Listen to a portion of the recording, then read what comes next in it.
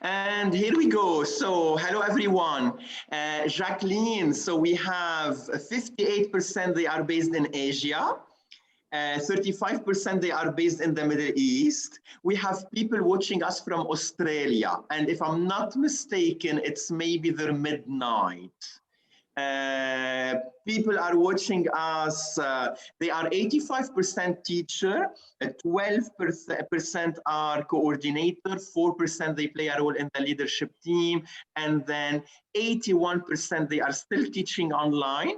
0% they are in the face-to-face mode, and then 19% they are in a kind of a hybrid model. So I'm so excited to have you all here today with us. And let me tell you that I woke up at 4 a.m. to attend Jacqueline webinar a few months ago. And then I felt like this is a great topic. Let's have her talking on a different time zone and introduce her to our group here in the region. So Jacqueline, again, how are you doing? I am doing wonderful. It's very exciting to be here. And I love that we truly have this global collaboration happening today. I'm here in Canada. Jacqueline, people are watching from Philippines, Bangladesh, Lebanon, and many other countries. Feel free to let us know where you are watching from. And let's know a little bit more about Jacqueline. So, you bet. Who you are. You bet. So I think I'll jump right into my slides because I have some of that information on my slides. Yes. So again, welcome everybody. I'm currently in Winnipeg, Manitoba, Canada.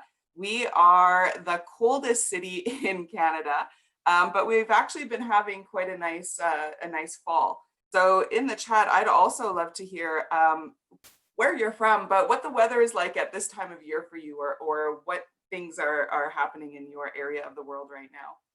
So Ghassan is in Saudi Arabia, and then we have a very nice weather now in the Gulf.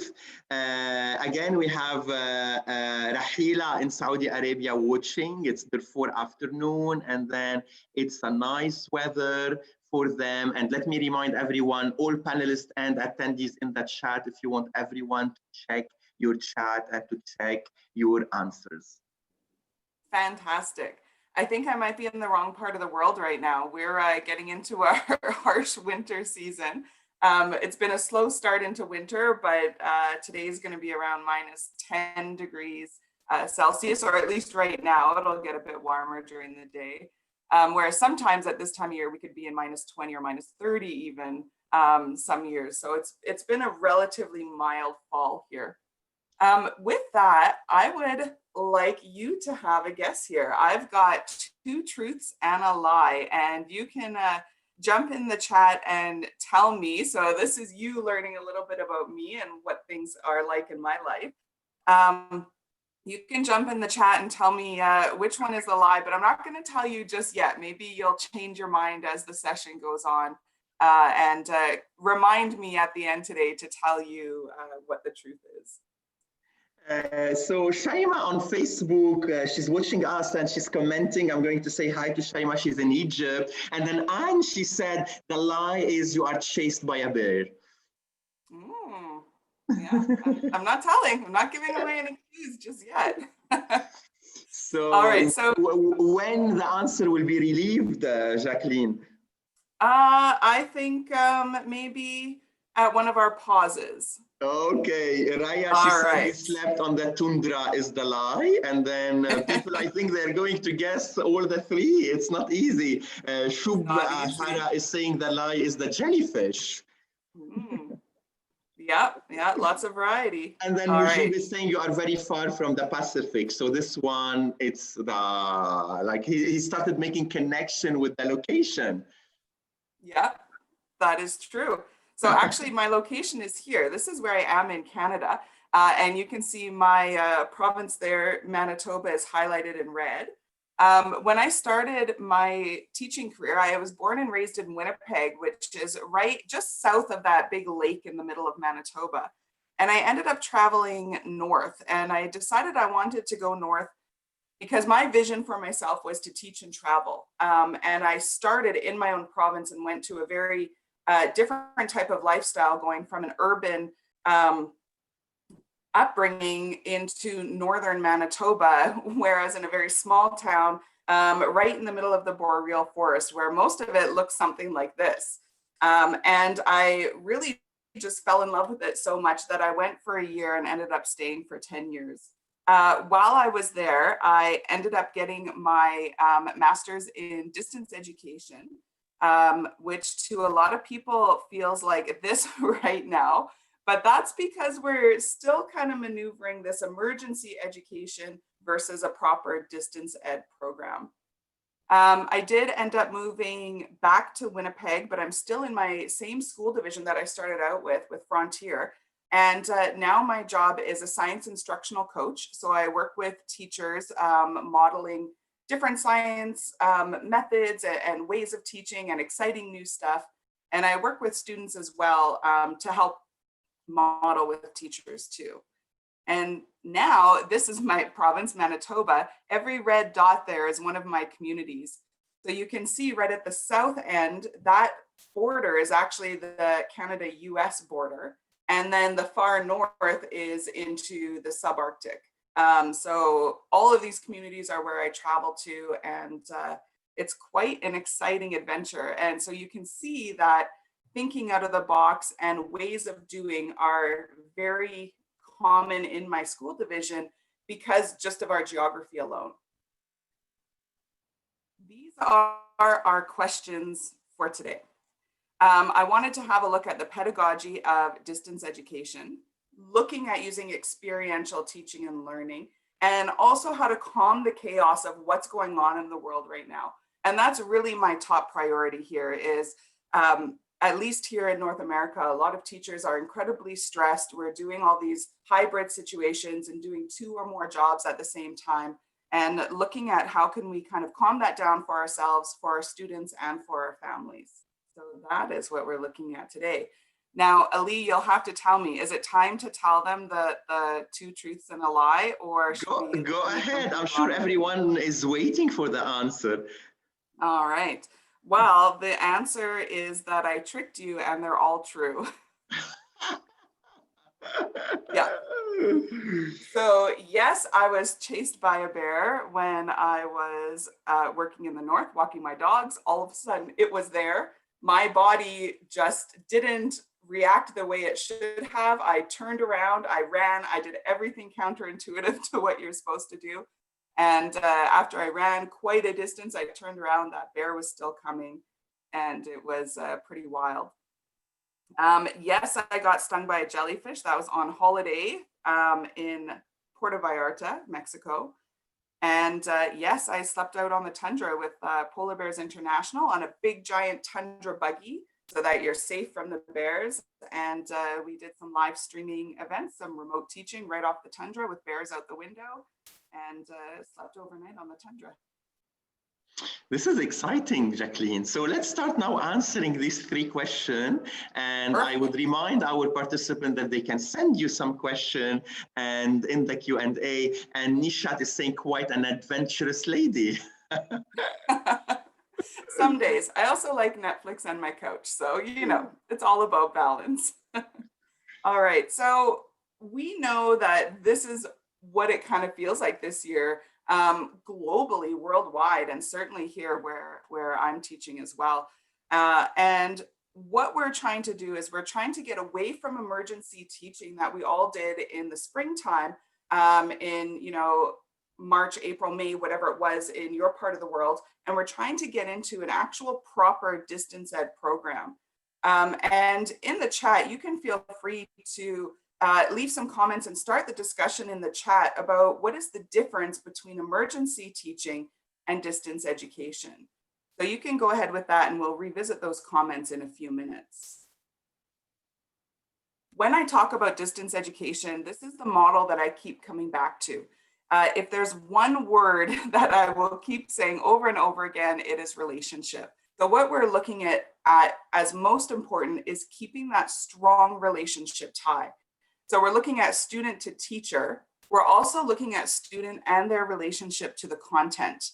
And of course, as teachers, we also want to relate to our content because we want to be excited and invested in what we're doing as well.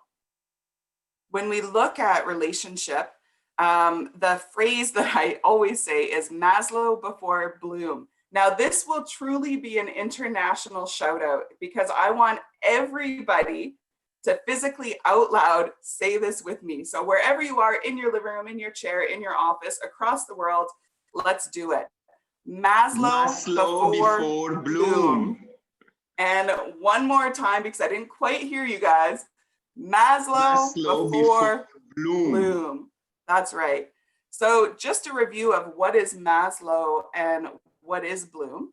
This is Maslow's hierarchy of needs, and it starts with all of those physiological base survival needs. And then we get all the way safety, love and belonging, esteem, self-actualization. We are in a world emergency, and making sure that this is taken care of first is a priority. And we know that our jobs as educators, there's a lot of crossover between content and the relationship and health and safety of our students.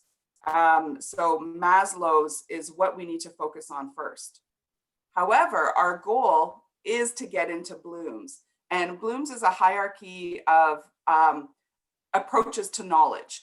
So we're looking at remembering and understanding, but our goal is to get our students all the way to analyzing, evaluating, and creating, that independent thinking. So again, while our goal is getting us to Bloom's through our educational goals, we just need to make sure we have that strong foundation of safety and security first. One way to strengthen that relationship are these shared experiences. So we're trying to create our own type of community online.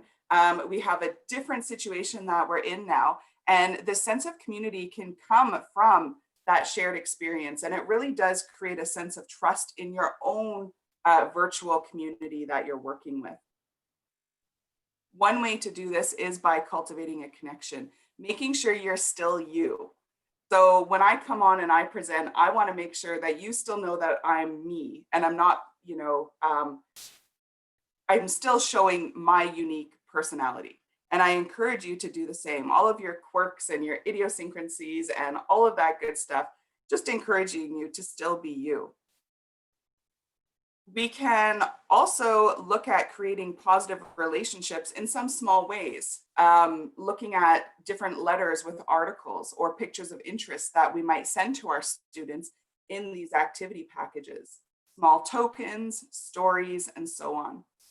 My daughter she just turned 11, so she was at the end of grade 4 when all of this hit here in Canada.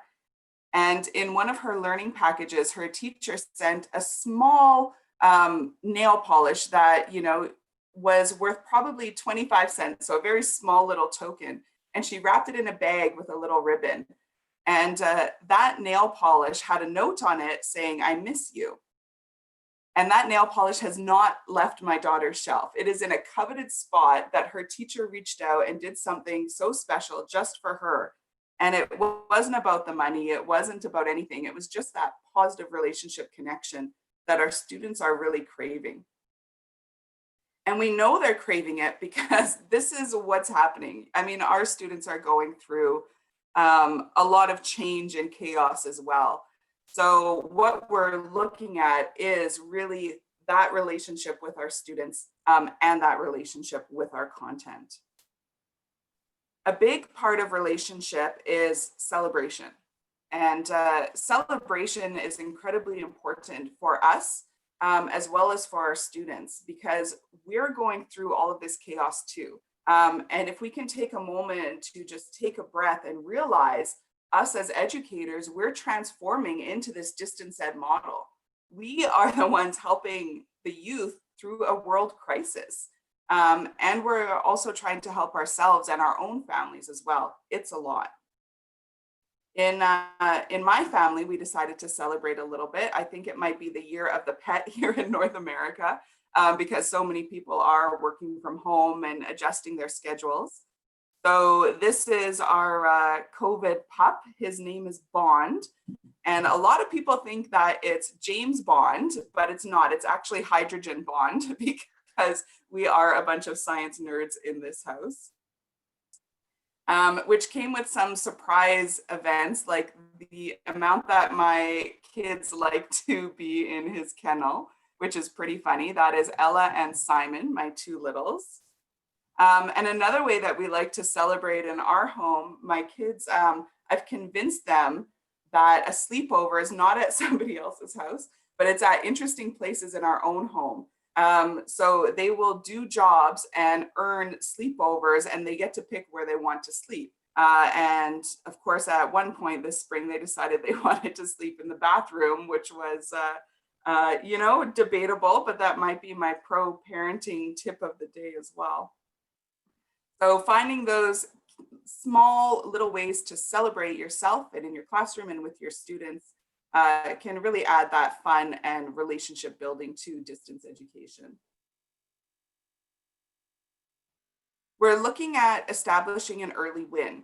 Now, this is something that I would also like you to think about of what you can do today or tomorrow to have an early win right now going forward. We're looking at how can we connect with other teachers, students, and families? What can we build upon? And how are we participating in the transition from emergency teaching to distance ed? And that's what we're here for today. We are participating in that transition. So you have an early win today already. And how can we extend that to our students and to our teachers? All right, do we have any questions or comments coming in that you'd like to share? We have some comments. So on Facebook, people are very interactive. And then Nadine, she said, distance education is more well prepared and planned in comparison to the emergency one. And then I think, Jacqueline, you really put in a very clear way the relationship. And so we know more about you now. We know about your family. We know about your little pet before jumping to the science and learning about science. And so you modeled a very interesting point by building this relationship with our participants and our attendees, even though we are not able to see them. So this is a key point from the first part of our presentation today. And then again, if you have any question, don't hesitate to write the question in the Q&A. I will be sharing them with Jacqueline at those different moments of the presentation. Thank you. So going back, again, like I mentioned earlier, this is the model that I keep coming back to. So in the first section, we really talked about our relationship. So I'm all the way over here in North America, in Canada. You are across the globe, and already you know a little bit about me and my life. And that's all that foundation of relationship building. However, we're now looking at student content relationship and how can we really establish our students' connection to what we're teaching and doing. So what I would like you to do is I would like you to grab 2 sheets of paper. If you only have one, you can rip it in half and you can only use one if that's what you'd like to do. And while we're going over the next section, your job is to create 2 paper airplanes that are exactly the same.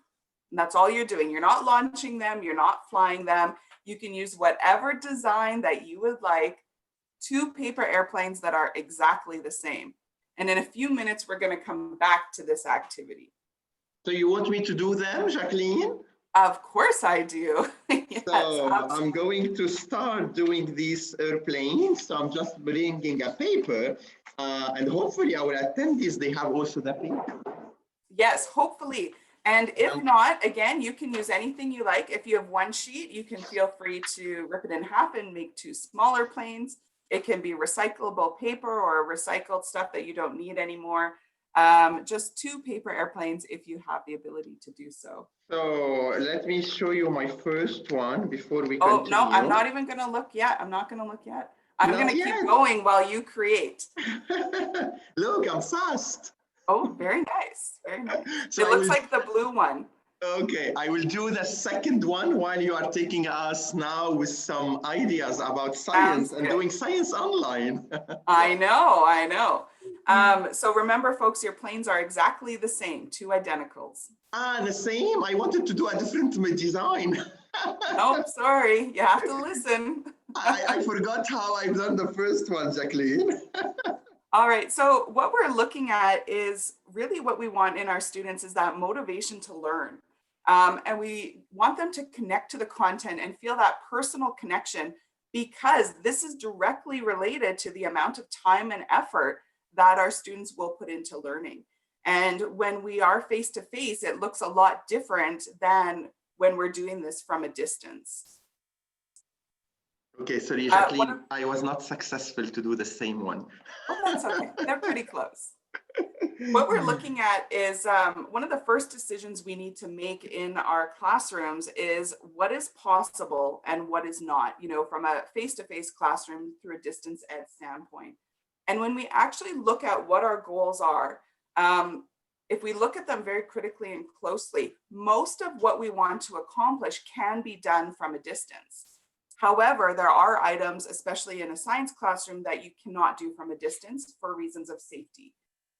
You know, sending chemicals home to students and things like that. So what we can do and what we can't do, we can do a lot. We can do pretty much everything. We also want to look at what are the common elements for all students, and that's their experiences in their homes and communities. And this is where we can come together and find that common ground to start creating our curriculum for the semester or for the year. When we look at this, it's kind of telling, you know, this was done a number of years ago, but it's where people tend to spend their time. And over a course of a year, now this includes weekends and holidays, it's really only 14% of time that's at physical school. And the majority of our time is at home and community. Now these two sections are combined so that 14 and 53% are together. So capitalizing on that home and community really works to our benefit. We can look at a community-centered environment such as, you know, our physical classrooms when we're there, but the whole school, homes, community, businesses, our culture, everything. And, you know, use that really to our advantage. We use it to our advantage when we're doing experiential teaching and learning. And again, this is such an easy connection in science. However, it transposes into your other curricular areas as well. And if you look up the definition of experiential learning 20 times, you will find 20 different definitions. This one's my absolute favorite because it really is that sense of learning through soul where the inner and the outer worlds meet. And again, that's that connection that we're looking for. This is Kolb's experiential learning cycle, where we go from doing or having an experience, reviewing, learning from, trying out, and we continue on. And this is the model that we use in our science approach, whether it's face-to-face or from a distance as well. And I like this model because it really speaks to our school division here with our Indigenous perspectives here in Canada. And it's so simple and beautiful in its simplicity, where it's know it, see it, feel it, do it, and you just keep going. And that's really what we're after. So we're going to model that with your paper airplanes now. So now you have two paper airplanes that are similar or the same. And I would like you to take the first one, only one, and launch it for distance. See how far you can go. So I'm modeling it. Anyone. Okay. Got it? Yes. All right. Now, folks, you're taking your second plane and you're adapting it in some way. You're changing something. And the goal is to have your plane do a trick. So the first one we launched for distance. Now I want you to take the same plane, change a variable, adapt it in some way. And the trick can be whatever you want. Maybe your trick is a nosedive, or glides to the side, or does a rollover or a loop, whatever you like. Okay, so go for it. Launch your second plane after you change a variable in that. So I fold it a little bit, and I'm trying to see if it will be flying in a kind of a spiral. All right. Okay. Did your trick work? I don't think so. Well, good try. And folks, I want you to. I wish we were able to see everyone, and then they were throwing all these. I know. I can just imagine it. I can imagine it though. So folks, I'd like you to put in the chat and your comments, were you successful at doing a trick and what was your trick? And I'll give you a couple minutes to do that and we'll come back to the chat in just a couple minutes. But I'd like to know how it went for all of you. And then hopefully they had a paper and then they created their paper airplane. Yes, definitely. So you remember this guy from the photos of in the dog kennel or sleeping in the bathtub. So this is Simon, my little guy, and he's in all his science gear because here in my school division, we actually created a series in the springtime called Simon the Scientist. And in Simon the Scientist, we capitalized on those experiential teachings. We went live on Facebook a couple times a week, and we just got kids curious. And Simon ran the show with some coaching from yours truly, and we just had a great time with that. You will also remember this little guy, Hydrogen Bond. And we had a crazy experience one time when we were getting ready for Simon the Scientist, when all of a sudden my daughter in the next room yells out, "Mom, Bond is pooping." And, you know, it's puppy days. So I went there and it turns out that Bond was not pooping at all. That in fact, he had worms, and I had never dealt with this in my life. It was absolutely disgusting, and all the chaos of trying to help the dog and trying to get it cleaned up, and it was absolutely chaotic. Now, because we are science people, sometimes we like to see what happened, but sometimes we do not. So I'm giving you fair warning. If you want to see the disgusting situation of the worms, keep watching. If you do not want to see, now is the time to turn away for about 10 seconds and do not look. All right, you've been warned. So 3, 2, 1, here we go. This is the situation that I dealt with. Keep in mind, this was maybe a 10-week-old little guy. It was excessive, it was extreme, and it was disgusting. And if you turned away, you can now turn back again. All right. So what we did with that, though, keep in mind that we have these science brains in this house, and my kids started asking a lot of questions. And we ended up doing a bit of research all about parasites and different parasites that can happen in people and animals and so on. And we ended up doing a Simon the Scientist session all about parasites. We had our friend, Dr. Olwyn, come from the University of Manitoba, and she's a parasitologist. And we were really able to explore that. And that was that kind of experiential teaching and learning at its finest. I am not recommending you do something like tapeworms, but it really is capitalizing on the events in your community, the events in your face-to-face classroom, when those things come up, to roll with it and, you know, get some experiential teaching and learning from that. So I have a poll as well here, Lee. We're going to take a bit of a breather, and I believe you have that ready to go. Yes, yes. And while we do this poll, folks, I'd also like to know, what were the results of your airplanes? So I launched the poll, and we would like you to answer, what has been the grossest experience in your life? Something to do with my own kid or family, something to do with my own teaching, seeing these tapeworm photos. None of these is mentioned in the chat. People in the chat, they are saying, thank you for sharing. It's really amazing. A lot of real life connection. This is like a teachable moment.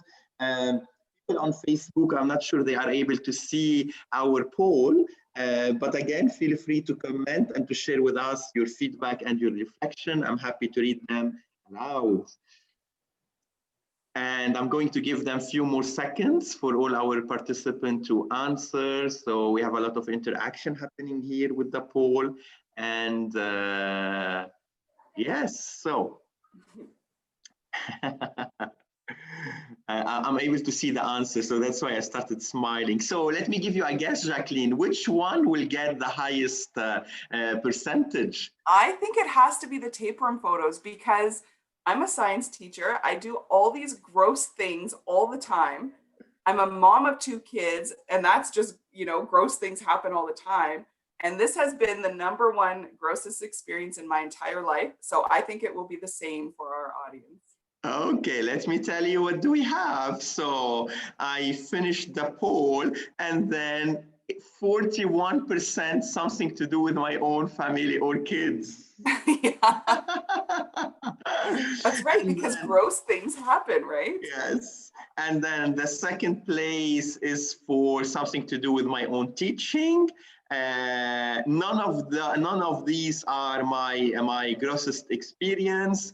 And then some people on Facebook, they had tapeworm photos as the bad or grossest experience. Yeah, yeah. Well, certainly the grossest thing you'll see today, hopefully. Hopefully it Jacqueline, doesn't get worse you than can that. close the poll on your screen if it's still showing.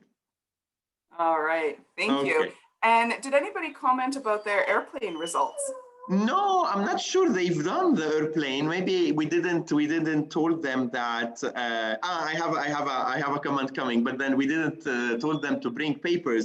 So Yeah. it was quite a long time since I made a paper airplane. The first flight was quite unsuccessful. So here comes plan B. And All maybe right, good. they are still typing. Yeah. And folks, certainly give it a try if you didn't have the papers right with you. Yeah, give it a try sometime this evening or tomorrow, wherever your timeline is right now. That would be really cool. Are we hearing the dog? You are, yeah. My apologies. No, it's okay. Have, but you see, Jacqueline, I would like to highlight that Nadine is saying never been good with the paper craft, but this is also the science. So of trying the trial and error, and we are online, we are not able to see our student or our attendees, but at the same time, our brain is thinking, and it's a very interactive kind of an exercise where maybe student also, they have the science journal and they are taking note and they are doing some drawing and some scientific experiments, right? Exactly the point. That's right. It's that relationship, because all of a sudden we feel connected to each other across the globe because we're sharing this experience and we're feeling connected to the content. And I can take something small and little and simple like that, but it's an experience. And right there, you're establishing that relationship. And Jacqueline, I think I don't need a science lab to do science at home. So it's all about the scientific method, making hypotheses, checking, and then making conclusion. That's right. That's exactly right. So let's see, what do we have next with these beautiful patterns on the screen? Absolutely. So when we're considering our experiential teaching and learning now, we're also considering that importance of relationship. And now we want to look at calming that chaos and how we're going to kind of bring things down to size for our school year. When we seek patterns, it actually helps to calm that chaos because we see order rather than things that are happening that are out of control. You know, we've got pandemic, we've got new types of learning, family situations, community situations. We've got all of these unknowns in the world right now. And if we can put some order to that, it really helps build that relationship and make us ready for learning. And we see patterns all around us, especially in the science curriculum. And the way I see this is like, this is how I visualize how it all pulls together. So we're looking at having that experiential learning activity at the core of our planning. We can connect that further out by including literacy, numeracy, science, culture, whatever it happens to be that we want to build upon that experience. We're then looking at the social connections, and we're choosing our methods of how to connect socially. Remember, building even those peer relationships and so on. And we're framing it all into reflection and assessment as well. So all of these come together. And if this is how we plan our year and we do this over and over again, then we're really looking at this type of pattern. And this becomes the pattern for our school year. So we're looking at that experiential learning, building upon that experience, and then doing that over and over and over again. So each experience is different. How we connect it might be different, but this becomes our pattern of teaching and learning that our students can really connect to. So in my school division, we've purposefully done some supportive activities to encourage this experiential type of learning. Again, this is Simon the Scientist. So we are still going because Simon doesn't want to quit. So we're still doing some sessions.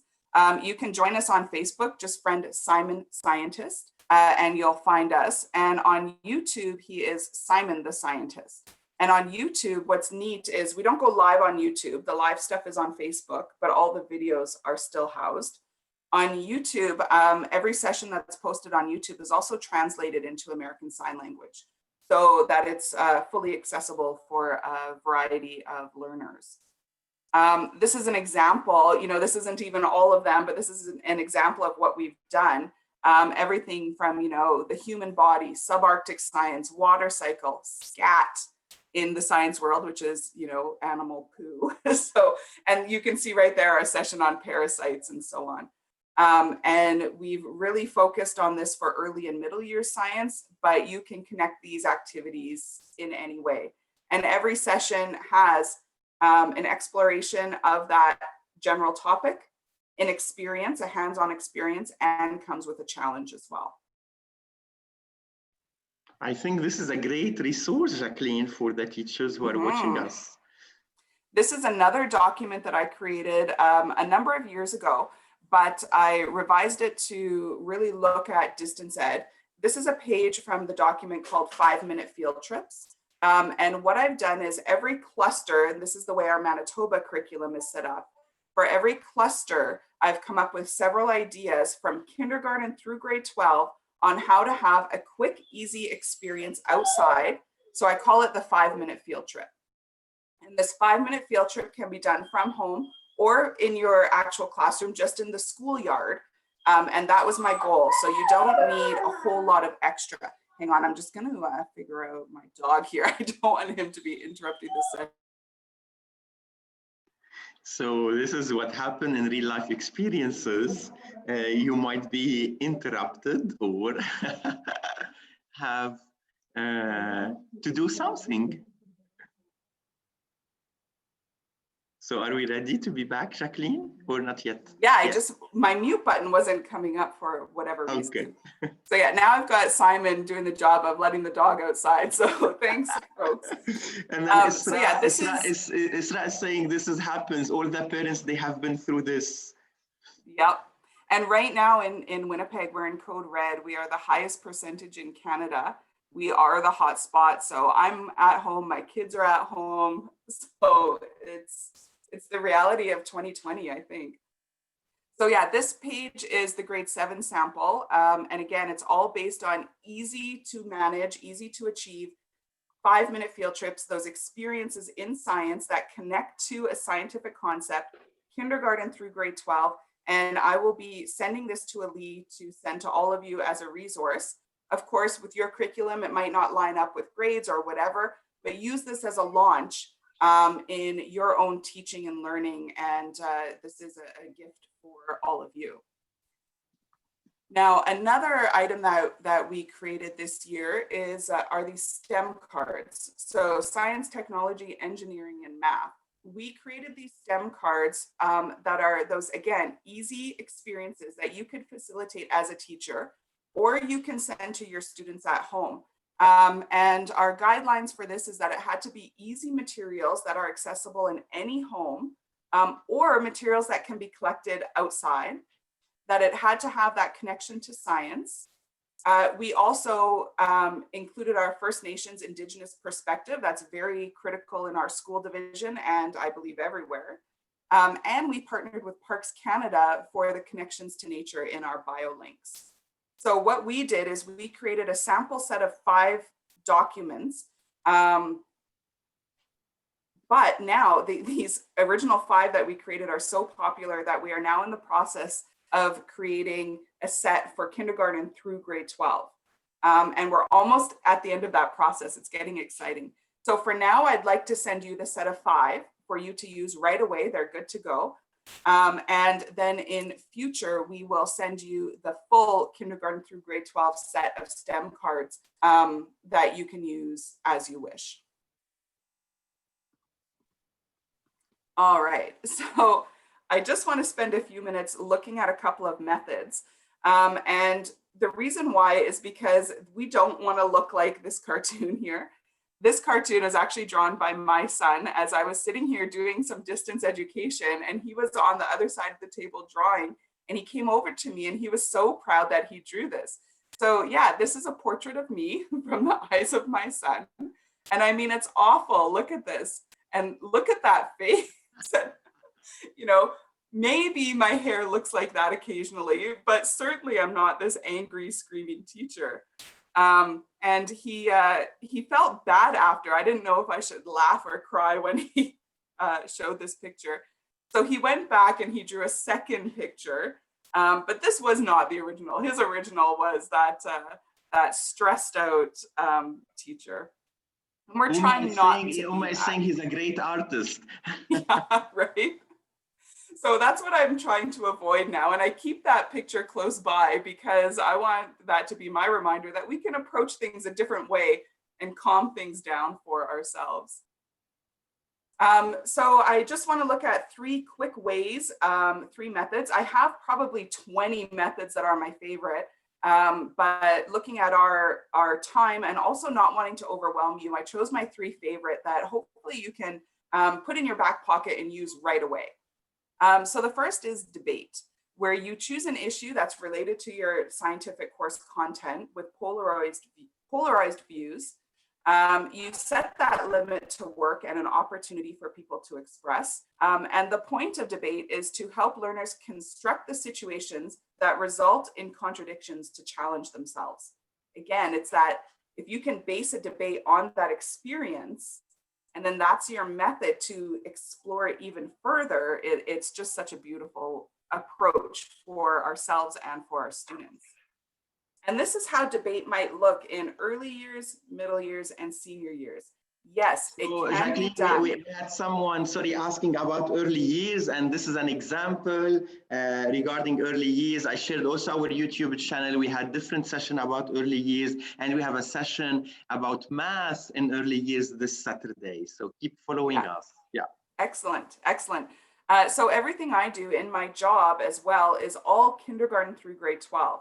So Simon the Scientist is geared towards early and middle years, but can also be a good base for senior years.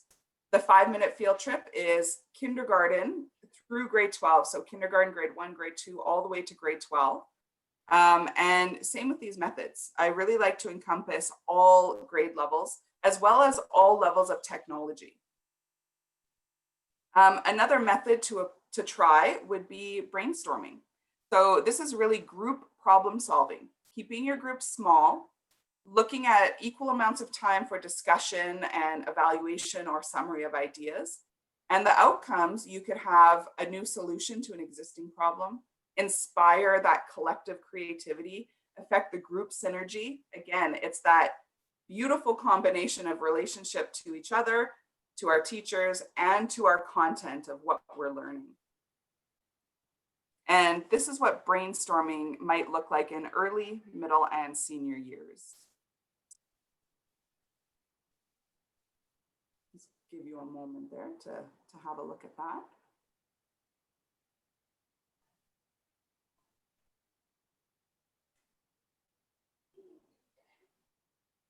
Maybe before we wrap it up, Jacqueline, we can give more details for early years in the next few minutes. Sure, you bet. We'll revisit that yes. as soon as I've done the slides. And then for all the people who ask about the presentation, it's recorded, so you will have a chance to watch it again, look at these slides in detail, and then we will share with you Jacqueline email so you can be in touch with her. I would like to remind you that in the next few minutes, we can answer your questions. So if you have any question, feel free to share it now. You bet. And the third method in science teaching that I wanted to look at is to promote the use of case studies. So these are those examinations of real life situations tailored to raise the issues that you're talking about. It could be something where you need to resolve a conflict, provide leadership, or create a management technique. You're providing all of the facts and the details that the students need to know at that age and grade level. And then they're coming up with some type of solution. And these case studies can really play on those experiences because they can be local to your home community, to your school, to your virtual community as well. But in this case, I'm putting that out to you. How could you use case studies in early years, middle years, and senior years? What could be done? And again, feel free to share. You know, this is a professional collaboration here. Feel free to share your ideas in the comments, and we'll come back to them in just a few minutes. So overall, what does this mean for me? Well, top points here from today. Focus on your peer, student, and family relationship. And don't forget about yourself as part of that relationship. We need that care and control for ourselves as well. We want to feel excited about our teaching rather than chaotic. Use experiential learning as your base and create those learning patterns to calm that chaos. So again, you've got that easy win, that central experience. You build on that experience in whichever methods that you choose, and then you repeat. And that becomes your learning pattern. And also the challenge that I'm giving you is what can you do to cultivate an early win today or tomorrow? And that early win can be for yourself, for your students, a decision that you're making, something. What can you do to cultivate that early win? Now, there are some topics that we didn't talk about today that I love talking about. These include different levels of technology. We have many students in our school division that have zero access to any type of technology. So our distance ed outreach actually is always considering activity packages and telephone and different ways of connecting. Approaches to technology and how we use it effectively in a distance ed model, evaluation and assessment, teacher and student schedules. So what a day or a week should actually look like based on the studies of proper distance ed pedagogy, and even a logistical plan of action for your school. So those are additional considerations that I encourage you to reach out if you have questions with. Again, you have my information, and I'm very comfortable with kindergarten through grade 12 science, distance ed, plans of action, and even providing advice or guidance on virtual events or different outreach that you might do. So this was very inspiring, Jacqueline. I have a question for you, and the questions, so we had she mentioned that project-based learning can be a way of engaging the student even if they are online. And then Asma is asking for some tips about STEAM education at home. So how we can do it, how we can work with this. Yeah, so I'm going to be sending you those 5 cards that we created. And hopefully in the near future, I'll be sending you the whole set of 55 that we're in the process of creating. But those 5 cards is a good place to start. So really it's cultivating those experiences that students can do at home. And that's what it is. It could be creating something, inventing something, using some kitchen chemistry to do a short, small experiment. But there's a lot of ways that you can do this. The ways that I've given you here include jumping onto Simon the Scientist. Now, if your students aren't getting onto Facebook or YouTube, that's okay. You can use Simon the Scientist as your own PD. Check it out. Check out the ideas that are there. It's all easy to use materials. It's based on a science concept that you can use as your base experience and then build onto that. So it can be used for your own ideas as well. So we've got Simon the Scientist, we've got the STEM cards, and we've also got those 5-minute field trips that will launch those ideas and thinking as well. So between those 3. Mahira would like to know more about these 5-minute field trips. So can you give us a scoop?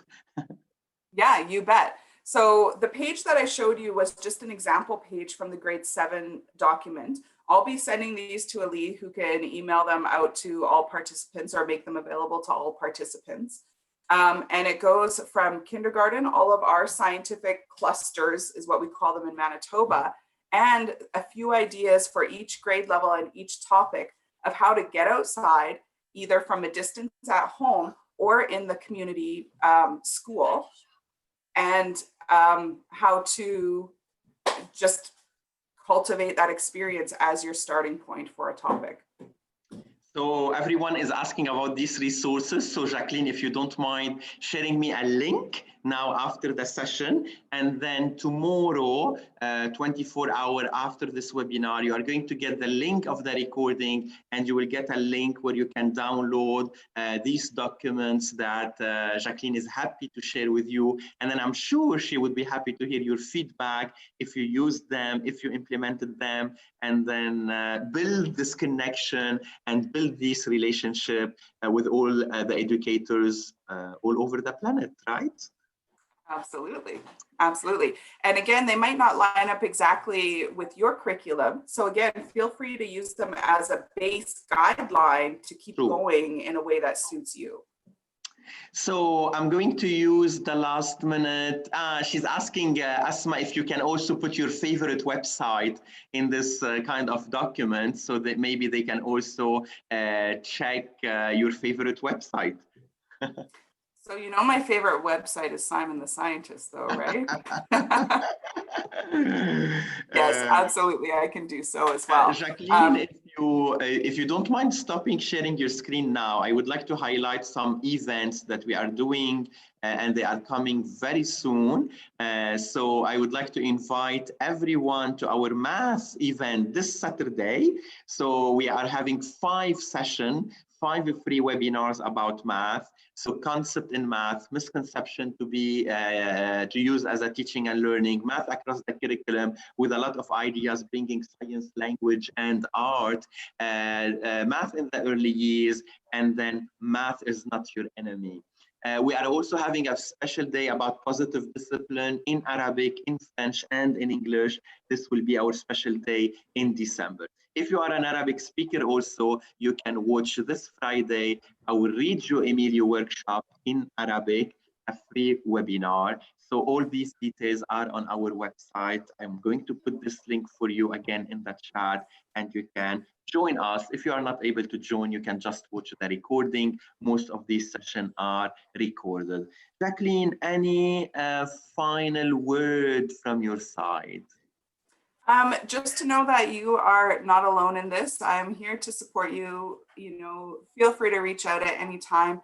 And you know, truly from a global perspective, we're in this together. So let's approach this together. Good. This was very inspiring. I would like to thank you again, Jacqueline. Hopefully we'll continue our collaboration. I know you have plenty of ideas to share.